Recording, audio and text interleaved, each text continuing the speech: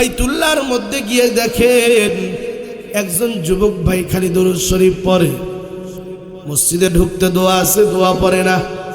মসজিদে প্রবেশ করতেছে, মসজিদে প্রবেশ করার দোয়া কি আপনারা জানেন? এই জানেন? বলেন তো দেখি, কেউ বলেন তো দেখি। আল্লাহু আকবার, আপনারা অনেক জানেন, ওলামা একরাম থেকেও বেশি জানেন। মাশাআল্লাহ, মারহাবা। মসজিদে ঢোকার দোয়া আল্লাহুম্মা ইফতাহলি আবওয়াবা রাহমাতিক। এর আগে আরো 3টা দোয়া আছে। মসজিদে ঢোকার সুন্নত 5টি। কয়টা সুন্নত? এই সুন্নতের আজকে শিক্ষা নেই। মসজিদে প্রবেশ করার সুন্নত কয়টি? বলেন না, কয়টি? 5টি। 1 নাম্বার বিসমিল্লাহ পড়া, 2 নাম্বার দরুদ শরীফ পড়া, 3 নাম্বার দোয়া পড়া। এই 3টি একত্রে এইভাবে পড়া যায়। বিসমিল্লাহি ওয়াসসালাতু ওয়াসসালামু আলা রাসূলিল্লাহ আল্লাহুম্মা ইফতাহলি আবওয়াবা রাহমাতিক। ডান পা দিয়ে প্রবেশ করা। 5 নাম্বার ইতিকাফের নিয়ত করা। মনে থাকবে? কয়টা সুন্নত বললাম? 5টা সুন্নত। মসজিদ থেকে বাইর হওয়ারও সুন্নত 5টা। 1 নাম্বার বিসমিল্লাহ বলা, 2 নাম্বার দরুদ শরীফ পড়া, 3 নাম্বার দোয়া পড়া। এই 3টিকে একত্রিত এইভাবে বলা যায়, বিসমিল্লাহি ওয়াসসালাতু ওয়াসসালামু আলা রাসূলিল্লাহ আল্লাহুম্মা ইন্নী আসআলুকা মিন ফাদলিক। যখন বাইর হব তখন বাম পায়ে আগে জুতা পরিধান করা। 5 নাম্বার বাইর হওয়ার পর ডান পা দিয়ে জুতা চেপে ধরা।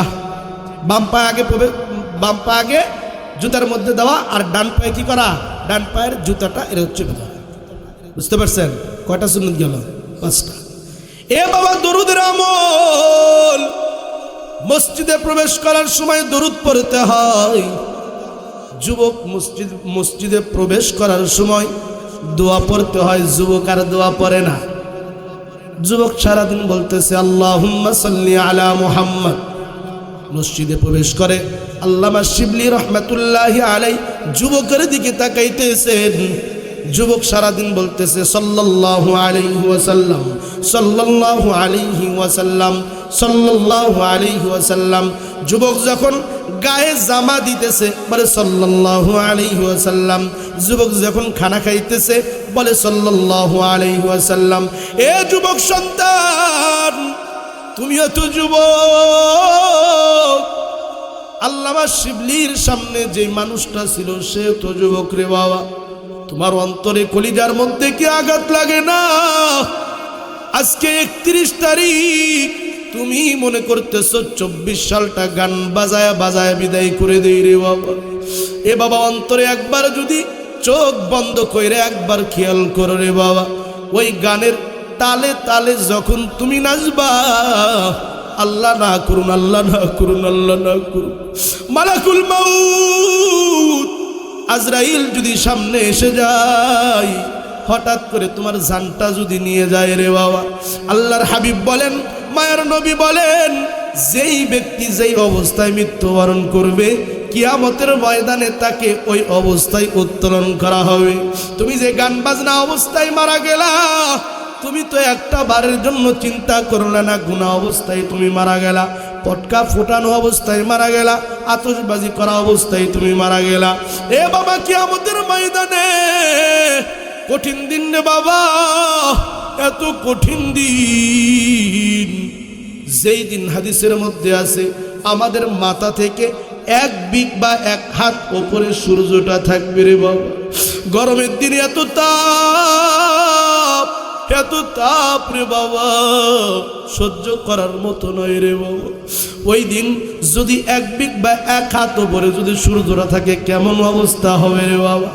ওই দিন হাদিস শরীফের মধ্যে আছে, যেই ব্যক্তি দরুদ শরীফ পাঠ করবে আল্লাহ রাব্বুল আলামিন ওই ব্যক্তিকে মুহাম্মদ আরবির ছায়া তলে কিয়ামতের ময়দানে দান করবে।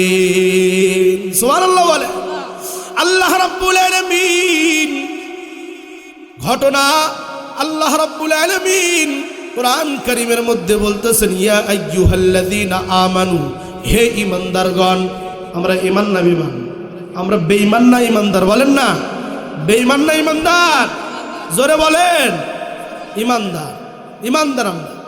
এ আল্লাহ রাব্বুল আলামিন ডাক দিয়ে বলতেছেন, হে ইবানদারগণ, সাল্লু আলাইহি, তোমরা আল্লাহর রাসূলের উপর দরুদ পড়ো, ওয়া সাল্লিমু তাসলিমা, তার উপর সালাম দাও। আসসালাতু ওয়াসসালামু আলাইকা ইয়া রাসূলুল্লাহ, আসসালাতু আসসালামু ইয়া হাবিবাল্লাহ, আসসালাতু আসসালামু আলাইকা ইয়া নবিয়াল্লাহ। তোমরা দরুদ পাঠাও, দরুদ পাঠাও।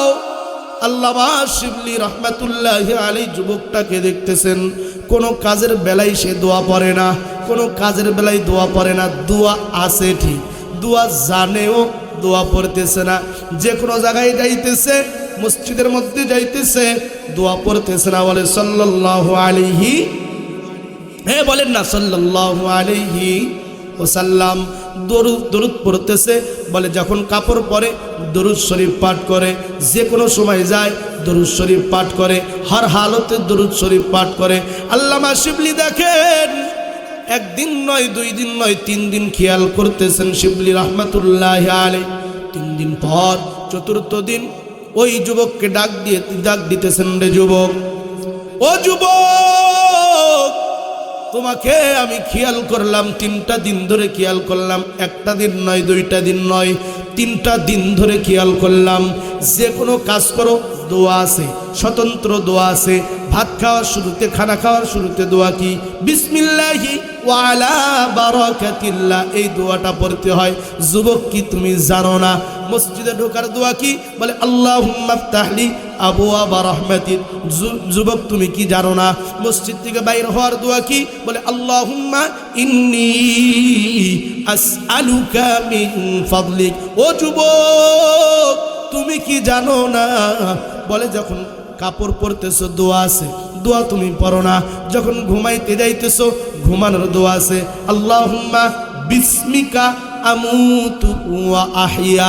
এ যুবক সারাদিন দেখলাম, খেয়াল করে দেখলাম রে যুবক, খালি তুমি দরুদ শরীফ পাঠ করো। যখন খানা খাওয়া শুরু করে দাও বলো সাল্লাল্লাহু আলাইহি ওয়াসাল্লাম। যখন মসজিদে প্রবেশ করো দোয়াবাদ দিয়ে বলো সাল্লাল্লাহু আলাইহি ওয়াসাল্লাম। যখন তুমি মসজিদ থেকে বাইরে হও দোয়াবাদ দিয়ে বলো সাল্লাল্লাহু আলাইহি ওয়াসাল্লাম। যখন তুমি কোনো কাপড় পরিধান করতেছো দোয়াবাদ দিয়ে বলতেছো সাল্লাল্লাহু আলাইহি ওয়াসাল্লাম।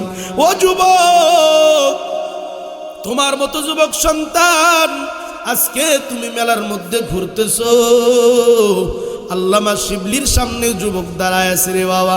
আমিও যুবক সন্তান, কোন জিনিসটা আমাকে, এমন জিনিস আমি পড়ি নাই, কোন জিনিসটা তোমাকে বাধা দিল দাড়ি রাখতে রে বাবা?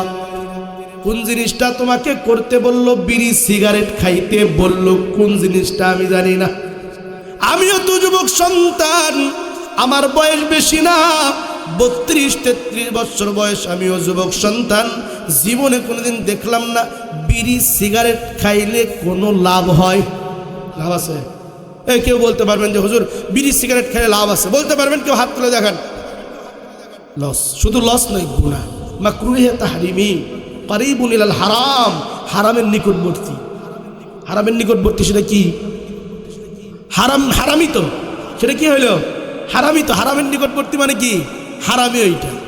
তাহলে এইরকম জিনিস।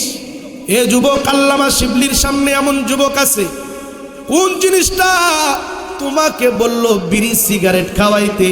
কোন জিনিসটা বলল তোমাকে নামাজ পড়া থেকে নিষেধ করতে বলল? কোন জিনিসটা আমাকে বলতেছে তুমি নামাজ পড়ো, আমাকে বলতেছে না না তোমাকে বিড়ি সিগারেট খাওয়া যাইবে না, আমাকে বলতেছে গালের মধ্যে সুন্দর সুন্দর আল্লাহর রসুলের সুন্নত রাখতে বলছে রে বাবা? কোন জিনিসটা তোমাকে দাড়ি থেকে নিষেধ করে দিল? এখনো খুঁজে পাইলাম না। আল্লামা শিবলি বলেন, যুবককে আমি ধরলাম, ও যুবক তুমি কি দোয়া জানো না? বলে হ্যাঁ আমি দোয়া জানি। দোয়া শুনবেন নাকি?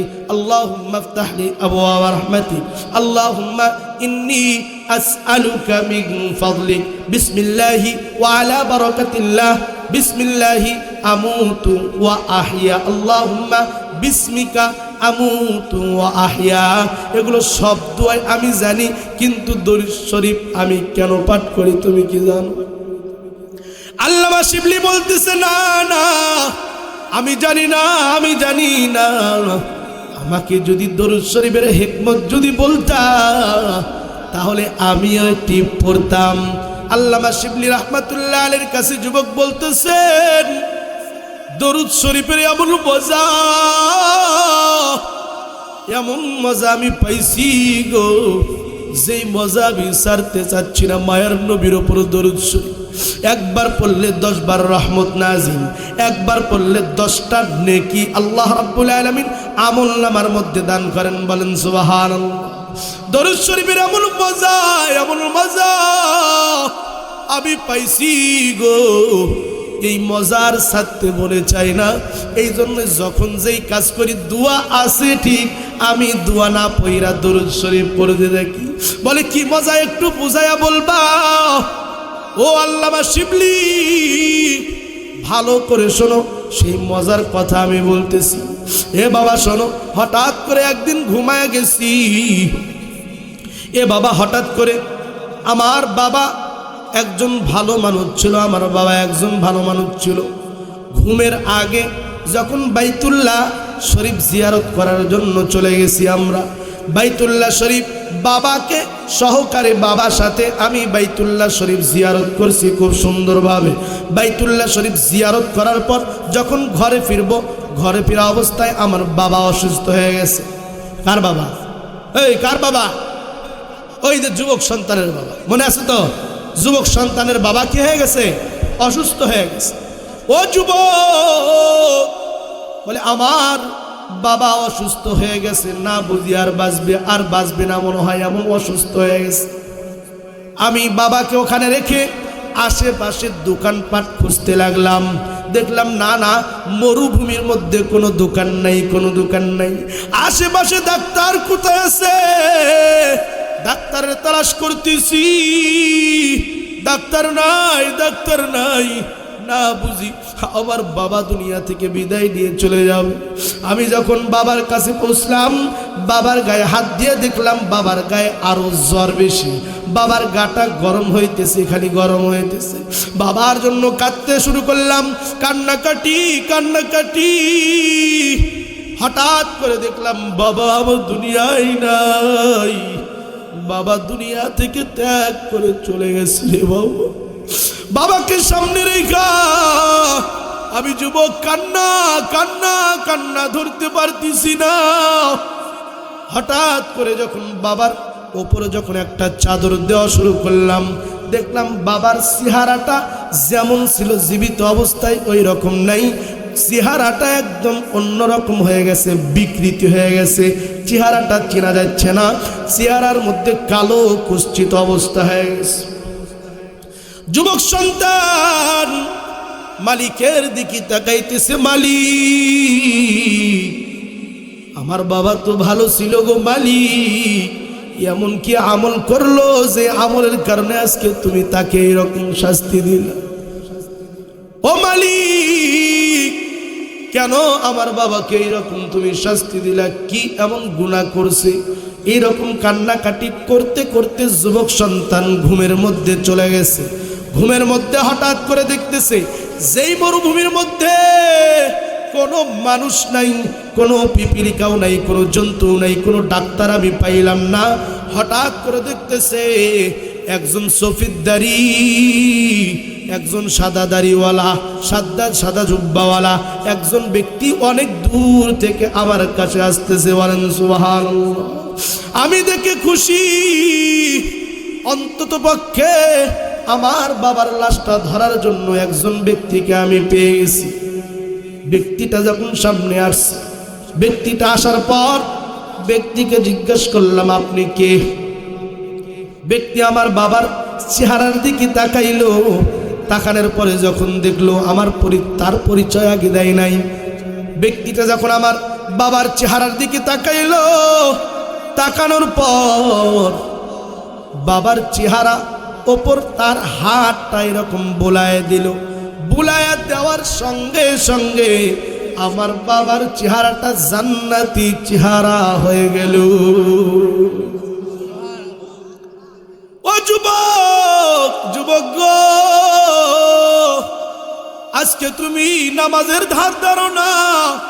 আজকে একটা দিনই কথা চলতেছে, দিনই মাহফিল চলতেছে, ডান পাশে কিছু মানুষ তবু আওয়াজ করতেছে। এখনো পর্যন্ত তাদের উপলব্ধি হলো না, এখনো পর্যন্ত জাহান্নামের ভয় তাদের অন্তরের মধ্যে জন্মালো না।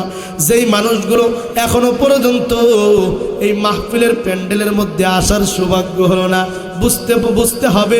দেখবেন যে কপাল তকদির এমন একটা জিনিস, যেই জিনিসটা যদি ফেটে যায় ওই জিনিসটা জোড়া দেওয়ার মতো কোনো বুদ্ধি নাই। ও যুবক, যুবকটা যখন দেখলো ওই মানুষটা, ওই ব্যক্তিটা আমার বাবার লাশের উপরে যখন হাত বোলায় দিল, হাত ফিরায় দিল, আমার বাবার চেহারাটা জান্নাতি চেহারা হয়ে গেল। তখন জিজ্ঞাসা করলাম, আপনি কে? বলে, সরওয়ারে কায়নাত মুহাম্মদুর রাসূলুল্লাহ, আমি মুহাম্মদুর রাসূলুল্লাহ সাল্লাল্লাহু আলাইহি ওয়াসাল্লাম। বলেন সুবহানাল্লাহ। যুবক সন্তান বলতেছে, হুজুর আপনি কিভাবে জানলেন আমার বাবা মৃত্যুবরণ করছে, আর কিভাবে এত দূর পর্যন্ত আসলেন গো হুজুর? বলে, দুনিয়ার আনাচে কানাচে থেকে মানুষ যখন দরুদ শরীফ পাঠ করে, ওই দরুদ শরীফের পড়নেওয়ালা ব্যক্তির নাম ফেরেশতারা বহন করে আমি নবীর রওজা মোবারকে নিয়ে যাই। বলেন সুবহানাল্লাহ। মাহফিলের শুরুতে আপনারা দরুদ শরীফ পাঠ করছেন, এই নামগুলো আপনাদের নাম, আপনাদের বাবার নাম, প্রত্যেকজনের নাম লিপিবদ্ধ করে ফেরেশতারা আল্লাহর রাসূলের কাছে পাঠায় দিয়েছেন। বলেন সুবহানাল্লাহ। এ বাবা, তোমার বাবা প্রত্যেক দিন 300 বার দরুদ শরীফ পাঠ করতে, 300 বার অনেক গুনাহ করেছিল। এই গুনাহ করার কারণে তোমার বাবার চেহারাটা এরকম কালো হয়ে গেছিল, বিকৃতি হয়ে গেছিল। কিন্তু তোমার বাবা 300 বার প্রত্যেক দিন দরুদ শরীফ পাঠ করতো, 300 বার। কয়শো বার? কিন্তু হঠাৎ করে দেখলাম 2-3 দিন যেই খাতাটা আমাকে ফেরেশতারা জমা দিত, ওই খাতার মধ্যে দেখি তোমার বাবার নাম নাই। 2-3 দিন। কয়দিন? 2-3 দিন নাম নাই। কিরে, যেই মানুষটা প্রত্যেক দিন 300 বার আমি আল্লাহর রসুলের উপর দরুদ পড়তো, আজ দেখি, কাল দেখি, 2-3 দিন দেখি তার নামগুলো নাই। কই গেল, কই গেল? আমি জানতে পারলাম সেই ব্যক্তি দুনিয়ার মধ্যে নাই, দুনিয়ার মধ্যে নাই। ফেরেশতাদের মাধ্যমে আমি জানতে পারলাম সেই ব্যক্তি নাকি অনেক বিপদে। কি বিপদ? বলে, সেই ব্যক্তির চেহারাটা অন্যরকম হয়ে গেছে। আমি রাসূল আর থাকতে পারি নাই, থাকতে পারি নাই। আমি রাসূল সঙ্গে সঙ্গে তোমার বাবার লাশের কাছে এসে তাড়াতাড়ি এসে দাঁড়িয়ে গেলাম। পাইলে নিরালাই গো নবী, পাইলে নিরালাই। বলেন না, পাইলে নিরালাই গো নবী, পাইলে নিরালাই, পাইলে নিরালাই গো নবী, পাইলে নিরালাই। ওই কপালে চুমু খাবো, ওই কপালে চুমু খাবো, চরণ ধুলি মাখবো গাই। পাইলে নিরালাই গো নবী, পাইলে নিরালাই, পাইলে নিরালাই গো নবী, পাইলে নিরালাই। আপনি আছেন মদিনাতে, আপনার আশিক কান্দে বাংলাদেশে। আপনি আছেন মদিনাতে, আপনার আশিক কান্দে বাংলাদেশে। নাহি যে পাখা যাই কেমনে, নাহি যে পাখা যাই কেমনে, মন যে যেতে চাই। পাইলে নিরালাই গো নবী, পাইলে নিরালাই, পাইলে নিরালাই গো নবী, পাইলে নিরালাই। ওই কপালে চুমু খাবো, ওই কপালে চুমু খাবো, চরণ ধুলি মাখবো গাই পাইলে নিরালাই গো নবী পাইলে নিরালাই পাইলে নিরালাই গো নবী পাইলে নিরালাই। সবাই দরুদ শরীফ পড়তে রাজি আছেন? সবাই দরুদ শরীফ পড়তে রাজি আছেন? আল্লাহর রাসূল বলেন, যেই ব্যক্তি আমি আল্লাহর রাসূলের উপর একবার দরুদ শরীফ পাঠ করে আল্লাহ রাব্বুল আলামিন তার উপর 10 বার রহমত নাজিল করেন। বলেন সুবহানাল্লাহ। এক নাম্বার পুরস্কার। আল্লাহর রাসূল বলেন শুধু তাই নয়, শুধু তাই নয়, যে ব্যক্তি আমি আল্লাহর রাসূলের উপর দরুদ শরীফ পাঠ করছে ওই ব্যক্তির স্থান কিয়ামতের ময়দানে আর কোথাও নয়, কোথাও নয়, আমি আল্লাহর রাসূলের সঙ্গে সে থাকবে।